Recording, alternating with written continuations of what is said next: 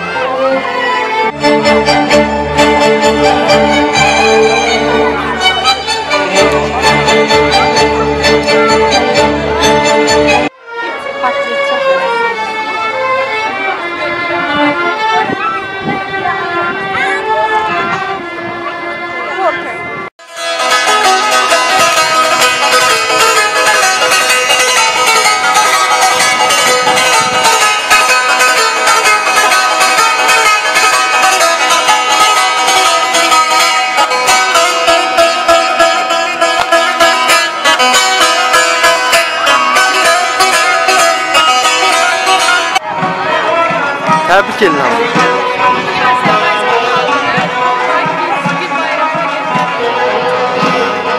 Sən? Bayramınız mübarək.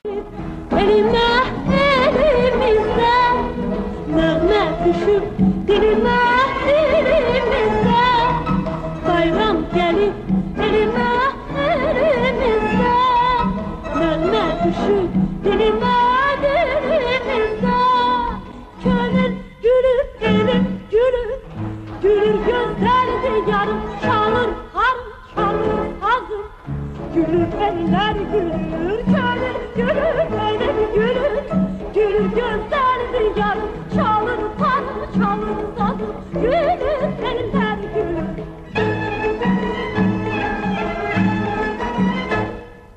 Her yan gül çiçek, gül çiçek, elvan gül çiçek, gül çiçek. Her yan gül çiçek, gül çiçek. Könül gülür, elim gülür, gülür gözlerdir yarım, çalın harım, çalın hazım. Gülür eller gülür, könül gülür, elim gülür, gülür gözlerdir yarım, çalın harım, çalın hazım. Gülür eller gülür.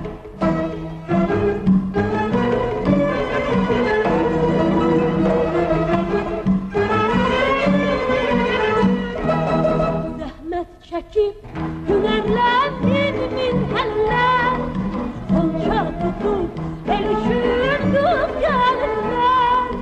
Zəhmət çəkib el üşürdüm min əllər, Xonça tutub el üşürdüm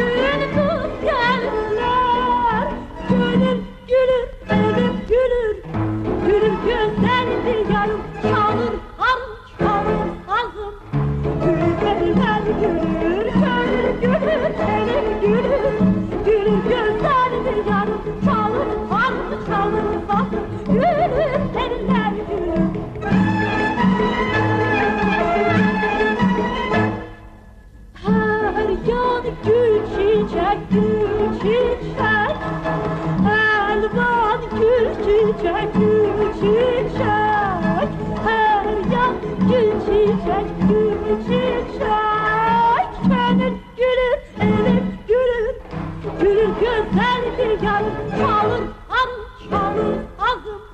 Gülür eller gülür, senin gülün, elim gülün. Gülür güzel bir yarım, çalır arı, çalır azım. Gülür eller gülür.